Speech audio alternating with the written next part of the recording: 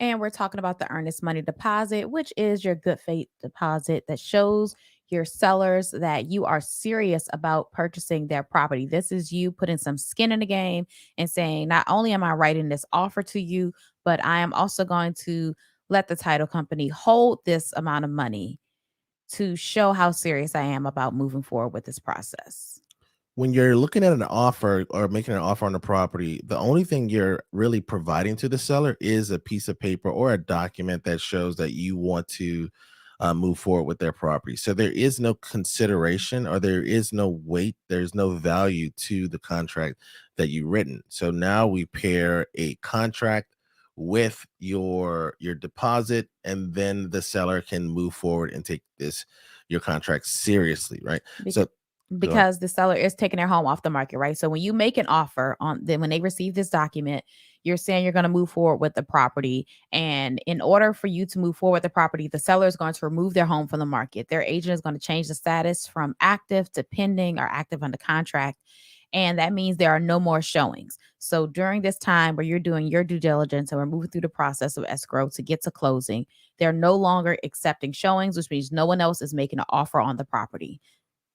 So in the book, they have a good sentence that I highlighted, which is earnest money is important to the transaction because it shows the seller that the buyer is operating in good faith. Hence the name earnest. Mm-hmm. In so there's three questions that really come up when we're talking about earnest money. How much of an earnest money I should turn in?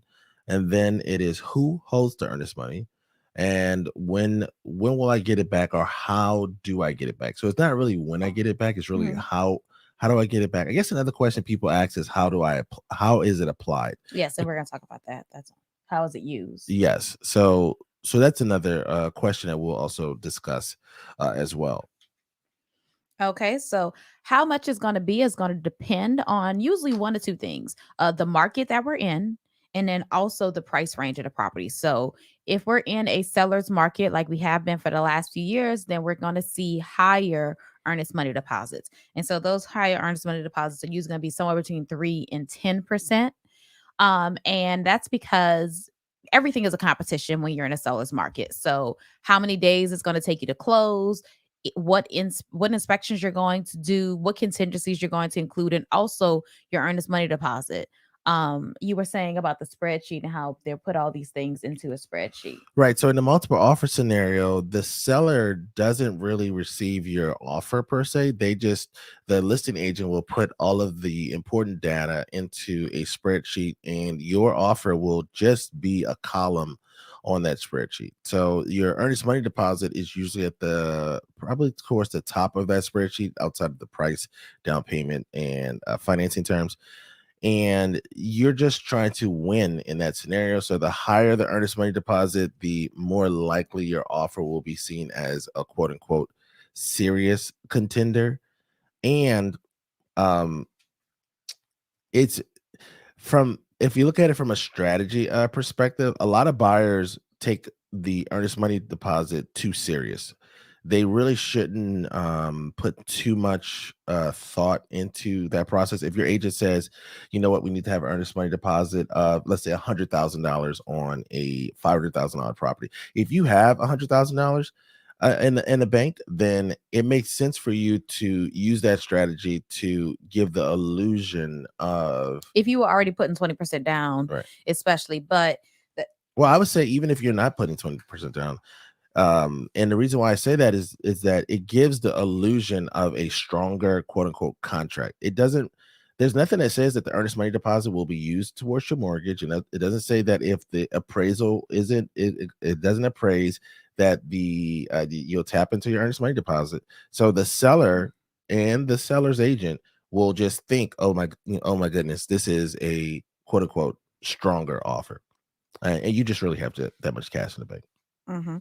Well, in addition to the market that you're in, determining how much you may want to put down. And before I move on to that, if you're in a buyer's market, then usually it's going to be on the lower end, probably going to be somewhere between like 1 and 3%. We really didn't see it over 1% consistently until like the last 2 years. Right. So traditionally, we were, $600,000 house, $6,000 earnest money deposit. And that had been going on for years. And that was the case until like the last 2 to 3 years. And then we started seeing it jump from that to that 3 to 10%.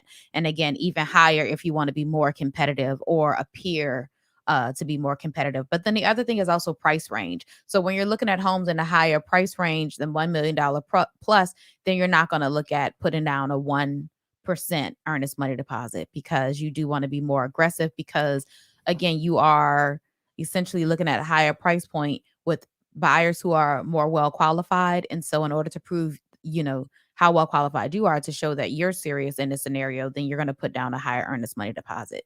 So those are the two scenarios when we see higher deposits, either a higher price range or when we're in a seller's market and buyers need to be more competitive.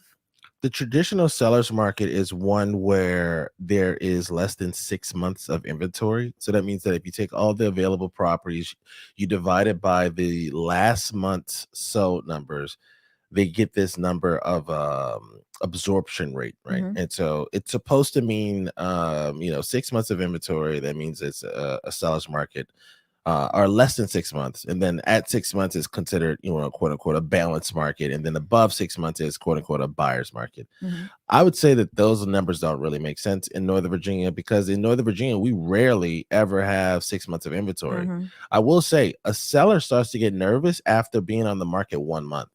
Mhm. Sellers in Northern Virginia are not accustomed to their homes taking longer than a month to sell.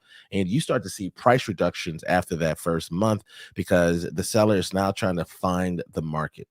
So I would say that the reason why we didn't see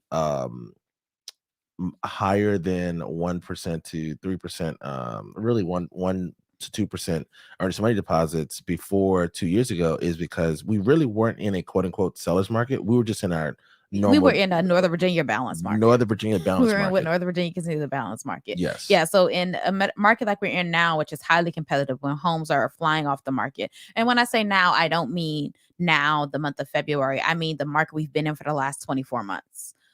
We've seen homes go under contract rather quickly, and so in those scenarios, overall, we've started to see higher earnest money deposits. That's true. That's true. Okay, now when is it due? So you're going to turn in your earnest money deposit whenever your sales contract says. So that is a blank field in the contract. Now, usually we are on a side of caution and once again trying to be competitive, meaning that we want to get this in as quickly as possible. Again, because the seller is taking their home off the market, right? So we want to show that we're serious in this scenario and you plan on moving forward with this offer in this ratified contract. So we used to do 3 days was our standard for many years. Now we go 3 to 5 days, depending on the date that the contract is written. We prefer 5 days because we talked about this in the last video, which is that in Northern Virginia, calendar days are days. So that means that if it says 5 days, that includes Saturday, Sunday, and any holidays, right? So if someone were to ratify a contract over this past weekend or Friday, and it said they had 3 days to turn in a document or to turn their earnest money deposit, well, that would have been Saturday, Sunday, President's Day, right? And so during that 3 day period, they may not have been able to get their earnest money deposit turned in. And so that's why we always go with 5 days on our contracts now, just to allow for weekends, to allow for holidays. Yep. Now, what I will point out is many title companies now offer the ability to turn in your earnest money deposit via wire transfer. And so that's been huge for a lot of people in allowing them to meet their deadlines. But I always just recommend go with 5 days because no matter when the holidays fall, you should be able to get your deposit turned in, even if the office is closed for a day or two. I will add that if you are in a scenario where you lose out on a contract and the title company is holding the earnest money deposit, I would just recommend that you just let the title company keep the earnest money deposit until you find your next property. So rather than have them return the earnest money deposit to you, Yes. just have them keep it on file, and then we'll just use that same earnest money deposit for the next contract. We've done it for several clients, but in the past, when for one reason or another, typically home inspection, Right. the contract was voided, rather than going through the rigmarole of having the money returned to them. They would just have the title company hold on to it.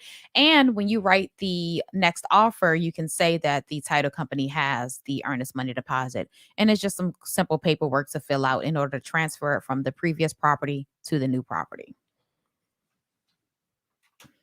Okay, so how is it used is our next question. So your earnest money deposit on the buy side is applied to any of your cost to complete the transaction.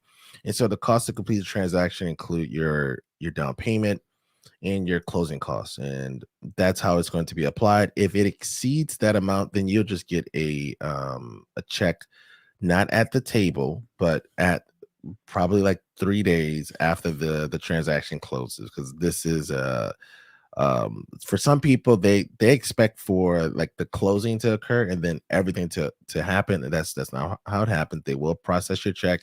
You can either the title, and when I say they, I'm talking about the title company. So the Mhm. title company will process the difference between what you're owed and what you have on the books. They'll clear out the ledger, and then in 3 days, 3 business days, they will either send you a check via the mail. They can also uh transfer They can via also do a wire. wire Yeah. transfer. Yeah.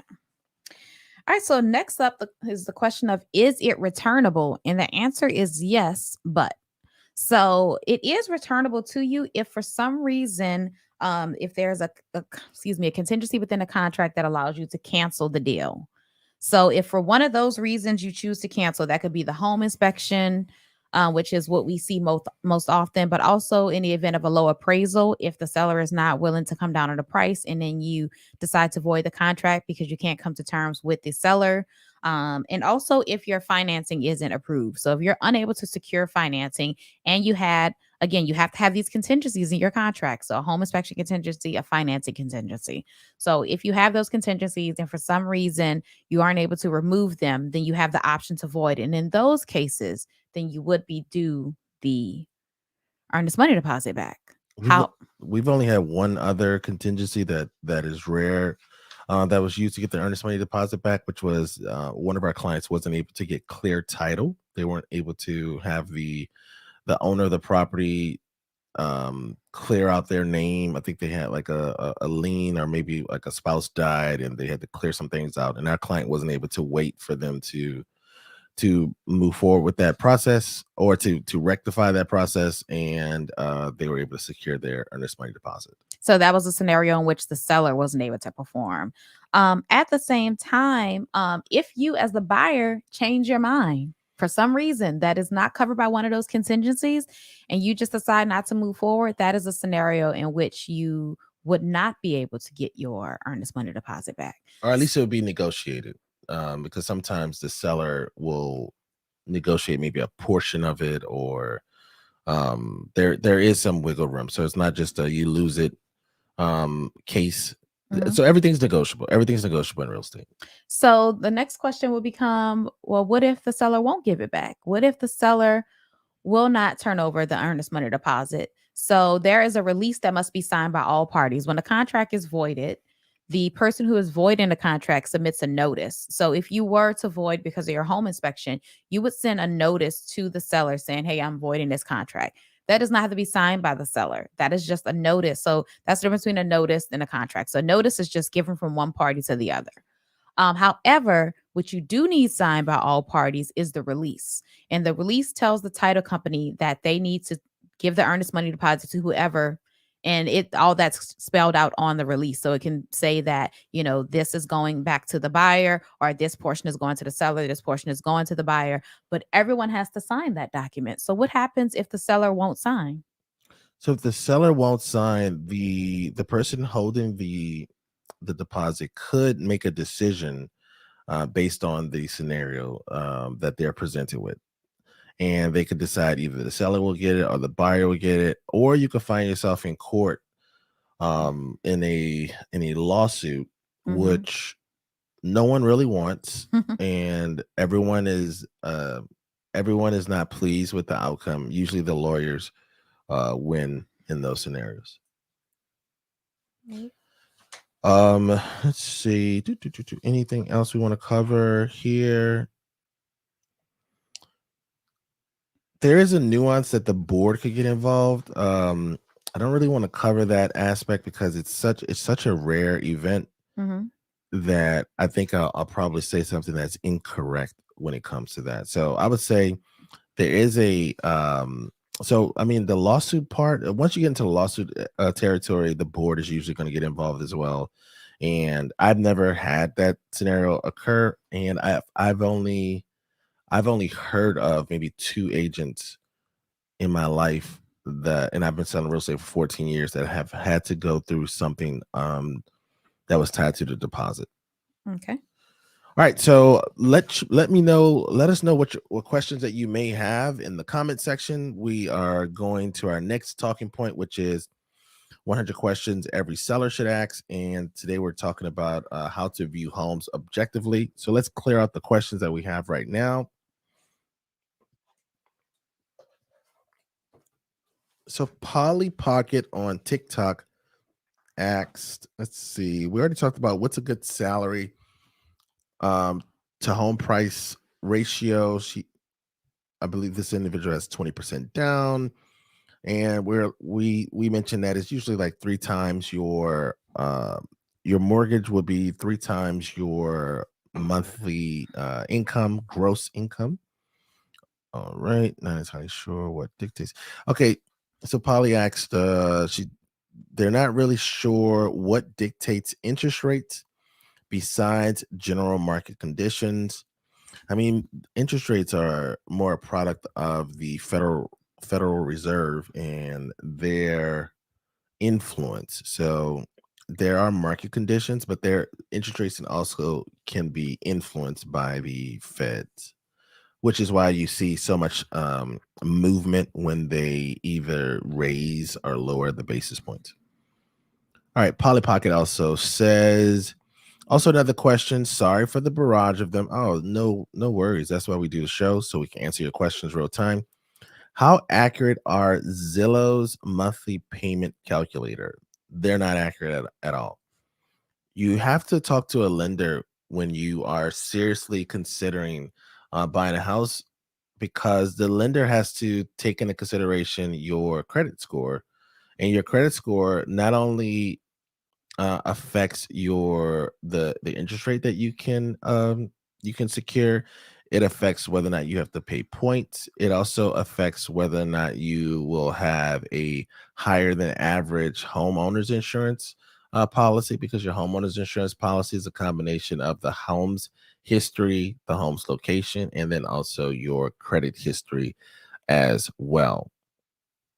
So I wouldn't trust Zillow's monthly payment calculator. I would only use that like something to give you a ballpark range, right? So Hmm.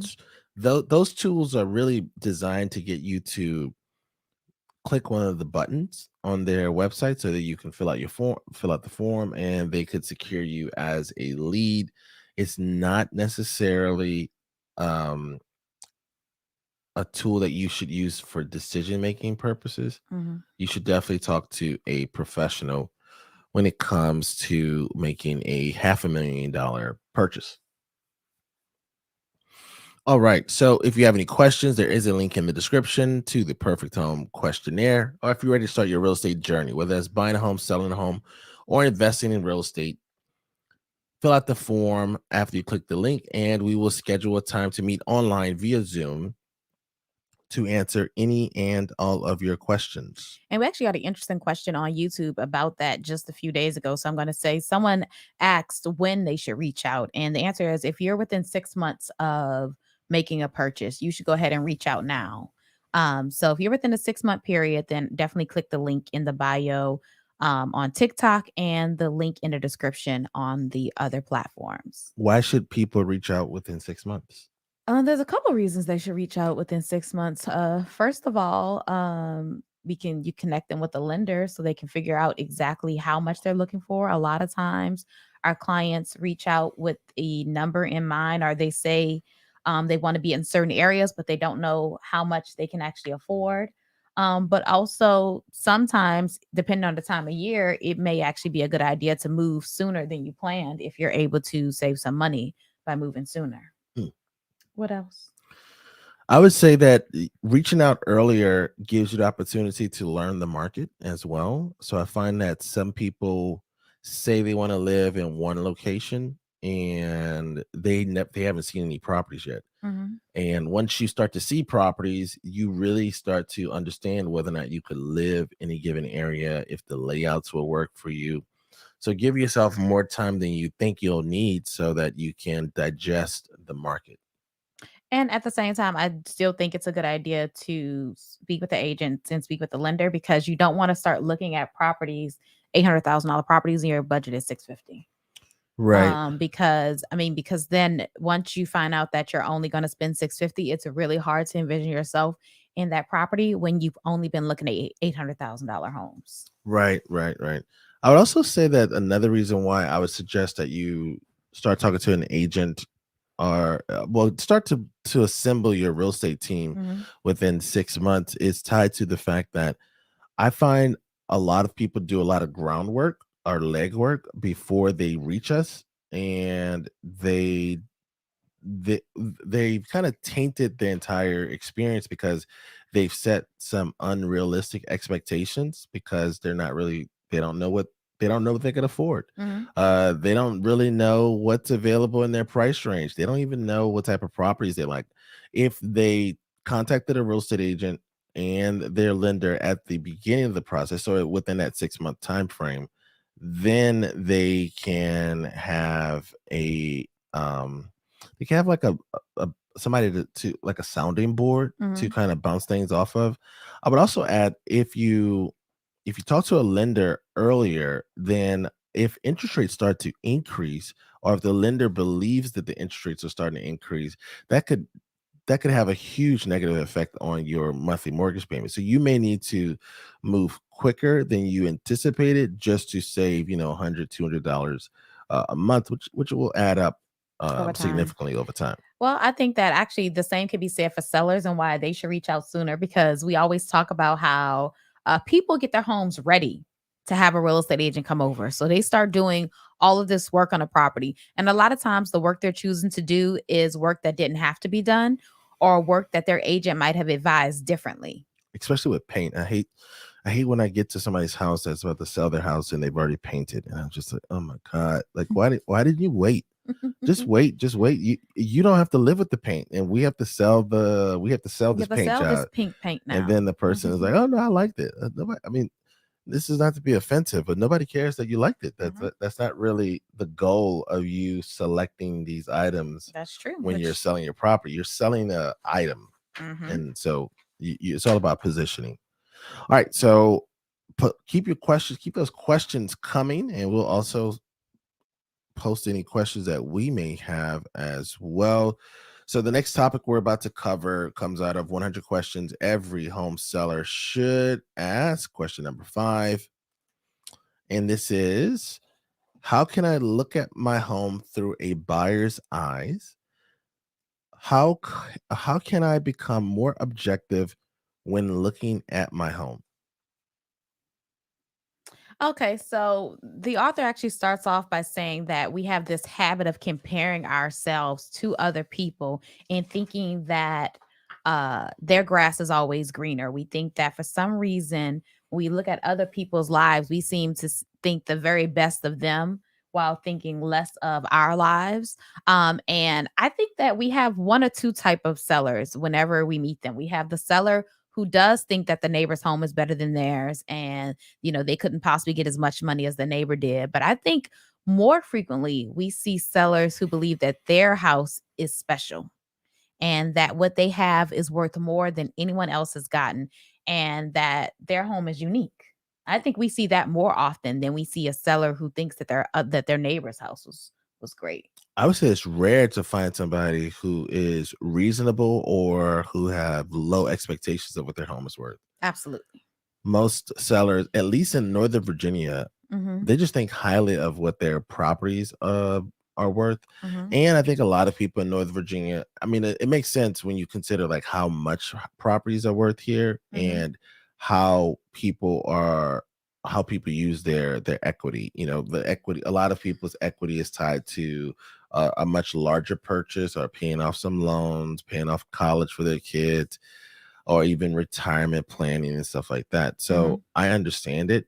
I just find it interesting that this book's perspective is that people undervalue their properties.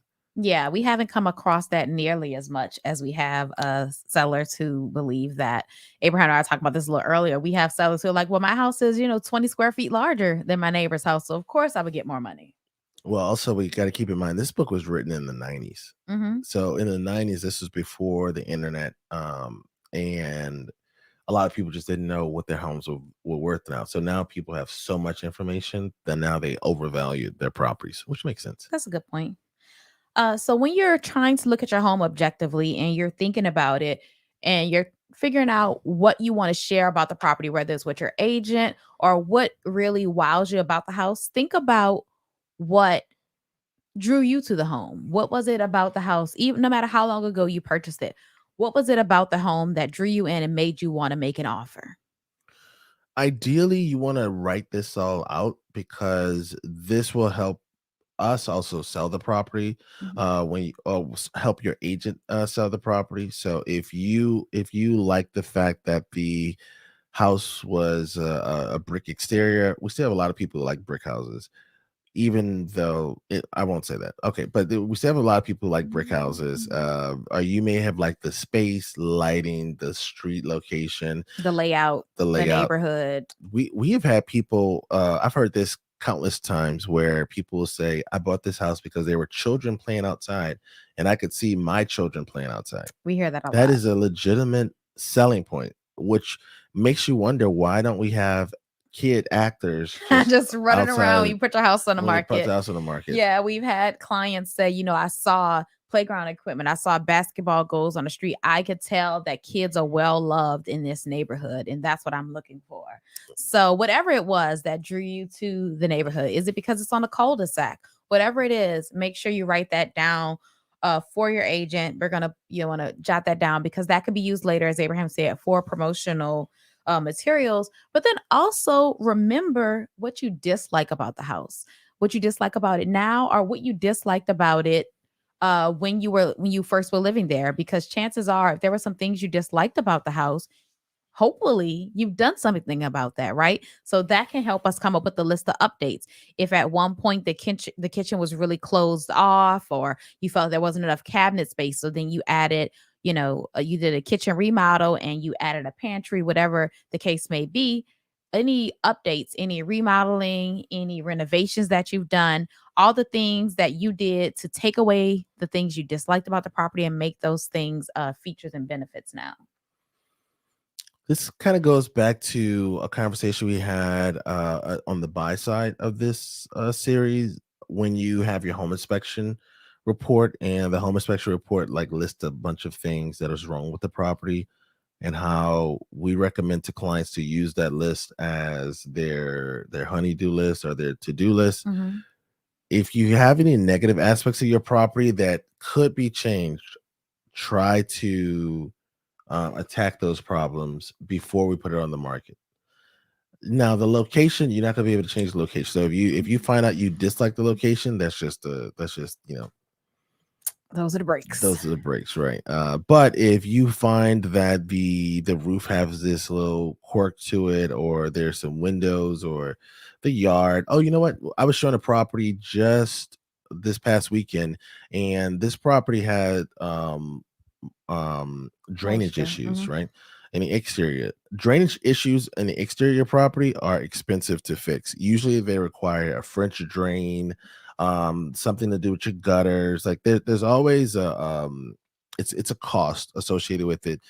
The sellers who own that property already knew about this, and rather than them fix that problem, which again is probably going to be a $10,000 to $20,000 repair. French drains are not reasonably priced, but that's a problem. And our client who's looking at that property said, you know what, this is going to be too much for me, because the French drain is really the beginning of the solution. It's not to say that that will be the total solution. Mhm. So as Abraham was saying, you could use the items from your home inspection to make improvements on the property before coming on the market. And just like those things you liked about the property when you viewed it, the things that you've upgraded, those are also going to be added to your promotional materials. Those are things that can be highlighted by your agent in your online remarks and in your marketing materials. We use this tactic. So the next thing we're going to cover is what you should do to continue to help you look at the property from a buyer's eyes. Mhm. This is a tactic we use when we have a client who is unrealistic about their price. We don't have to use this all the time, but we have to pull it out every now and then, which is you should go visit other properties. Mhm. Most times you can really just look online and you can see the photos of the interior of the property, exterior of the property. You can come to terms with the fact that, okay, great, my property is obviously not as nice as this property. Mhm. But then we have some people who really feel passionate about their property. And the best way for those individuals to come to terms with where their property sits in the marketplace is to go view other properties. So we have in the past, it's a rare thing, just taking people to go see some properties that are on the market right now, so then they can see with their own eyes, like, okay, great, maybe this kitchen is bigger, maybe the layout is better, maybe the bedrooms are larger, Mhm. maybe uh Maybe the location's better. right. We Abraham was just having a conversation with someone recently who has their house on the market, and they were talking about all these other homes that are on the market in that same price point, and they don't understand why these homes are going under contract and their house isn't, and my house is better. Well, go look at those. Go look at those homes. Go look at the other homes in the price point in the area and see if your home really is better, or if it's perceived as better because it's your home. Because this is one of those things where you have to divorce yourself, as we said previously. It's not your home, it's the property. You go from a homeowner to a property seller. So you want to go ahead and look at some of those other properties. And if your agent will take you, great. But if not, you should visit open houses. Right. I would also add the visiting other properties also gives you a understanding of what you'll see a trend in the way properties are prepared or properties are marketed. So this will also help you to get your house prepared or ready to sell as well. So open houses are a great example. Um, I just find that open houses are challenging in this market because there's limited inventory. Houses Mhm. fly off the market sometimes. Yeah. So ideally, just have your agent just set up some showings. Yeah, if you have your agent set up showings, then great. But if not, just checking out open houses, even if, and this could be a while before, if you do this well enough in advance, if you are, if it is 6 months before you're ready to come on the market, you can also visit open houses to see how your neighbor's home compared to yours, to see if maybe you can get some ideas of things that you want to do to your home before you're ready to put it on the market. So you can get some ideas there, if it's early enough. And that gives you a great opportunity to compare your home to your neighbors' homes. One of the things that Abraham always says about open houses, and I'm not sure if you covered this in your buyer's questions, but I'm sure it's going to come up in the seller question in the future about open houses. A lot of times, the people who visit an open house is a neighbor. It's not someone who's in the market to buy a home. Right. It's a neighbor who is looking for design ideas for their property, right there, or just a nosy neighbor who wants to see how you've decorated inside, or if your layout is the same as their layout. Like we live in a townhouse in a square, and there are like four models in our square. So you live in one of the four. So sometimes you just want to see if the neighbor has the same layout as you. Right, right. There are so we're some of the towns right now in Kingstowne where some of the unit owners have opened the main living area up to, so they opened up the kitchen to the dining room and the main living area, Mhm. and that is a popular renovation right now. So you'll see the homeowners from in that little area go to the open houses just to see like who did the renovation, how did Mhm. it turn out, because they want to use that same person in the future as well. Mhm. So that's question number 4: how to view your home objectively or from the buyer's eyes. Anything else you want to cover in that section? I think that's it. That's it. Excellent. That's it. Excellent. So we are now in the question phase of the show. So post your questions about the about real estate that you have. We will stay on for. I don't have any music going. I just realized that. Okay, well, we'll stay on for a few minutes while you guys get those questions Mhm, in. mhm. On tomorrow, we're going to tackle question number 6 in our 100 questions every seller should ask. What is curb appeal? That's going to be question number 6 in the 100 questions every seller should ask. And then we're going to go over some contingencies in the 100 questions every home buyer should ask book. So we're going to talk about some of the contingencies we see most often, which ones you should include in your sales contract. We'll probably also go a little bit into detail about what we're expecting to see in the market as it starts to heat up. Last year, we saw a lot of people with fewer contingencies on their offers, and so we'll talk a little bit about if we expect to see the same thing this year. We're not just yet, but as we move further into the market, further into the season, perhaps we will. Mhm, mhm. And if you are in the market to buy a home, sell a home, or invest in real estate, there is a link down below in the description for the perfect home questionnaire. If you click that link, you can schedule a time to meet with Abraham for your consultation where we'll discuss your plans. And if you're watching from TikTok, you can click the link in the bio, which will also take you to the perfect home questionnaire.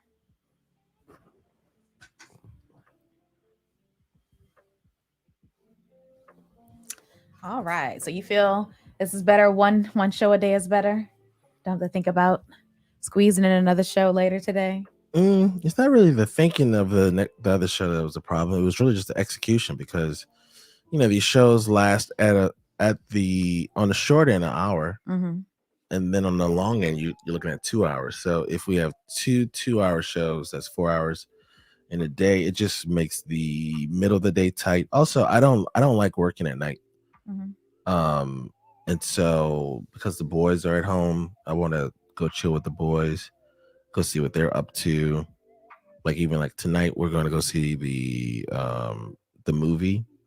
Yes, So tonight we're seeing Ant-Man, we're going to see Ant-Man. Also, the movie theater that we're going to has $5 Tuesdays. which is why we're seeing Ant-Man on a Tuesday on a school night. Well, I just think that we should probably just start going to the movies more often Mm, on Tuesdays. Whenever we see different movies that come out. But then if we were doing the show at night, that would mhm. present that challenge. Also, tomorrow Abraham has a cello performance. So we would not he would have had an orchestra performance, so that would have been an issue as well.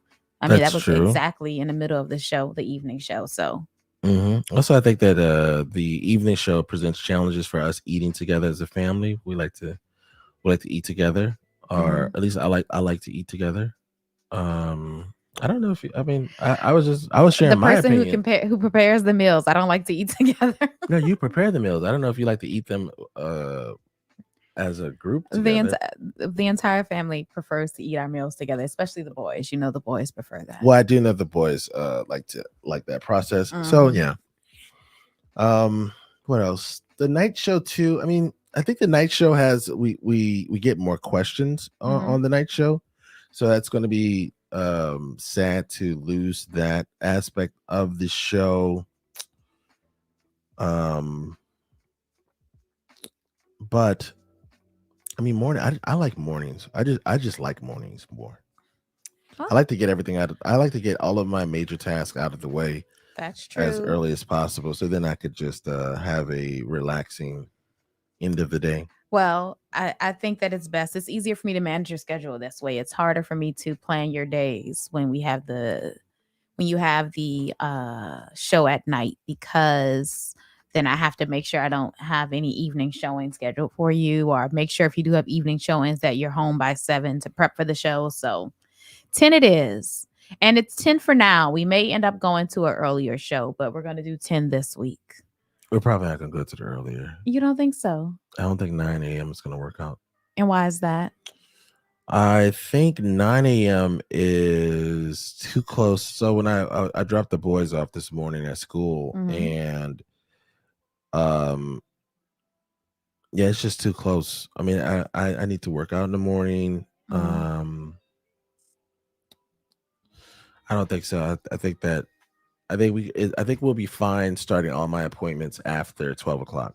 I think because so too, especially since we're not doing a Friday show. If we were doing a Friday show, that would be tighter. But I think because primarily you show Thursday through Sunday, so we can manage. I can manage that. right, I right, mean, not this week. This week is hectic with showings, but typically showings are Thursday through Sunday. So right. You're talking about on the buy side, but even on the sell side, with our listings, our sellers are much more flexible as far as their schedule is concerned. Like hmm that, like we rarely have anybody who's like, oh, I need to have my listing session in the at morning. 10 a.m. You're right. Right. You're right.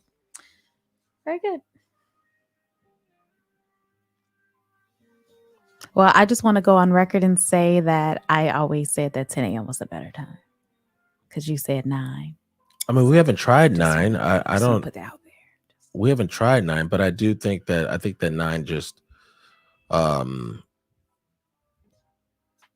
I think 9 presents a challenge. I also think that I mean it's so rare that I have an appointment in the morning. Mm-hmm. Now I will say, well, we do have some out of the country buyers who will want to do a consultation or a meeting. Those are usually like 8 a.m. or something. Those are usually because it's usually someone who has like a 12. It's almost always 12, 13 hour time zone difference.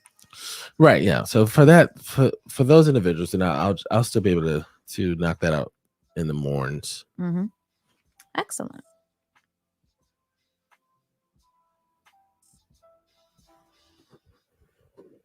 All right. So we don't have any other questions at this time. So we're gonna say good night or good morning or good noon, Good day. good day. Thank you all so much for watching. We'll be back tomorrow morning at 10 a.m. Eastern Standard Time. So we go live Monday through Thursday, 10 a.m. Eastern Standard Time. This is the perfect place for you to ask any questions that you may have about buying a home, selling a home, or investing in real estate in Northern Virginia. Thanks so much for watching. We will see you on the next episode. Peace.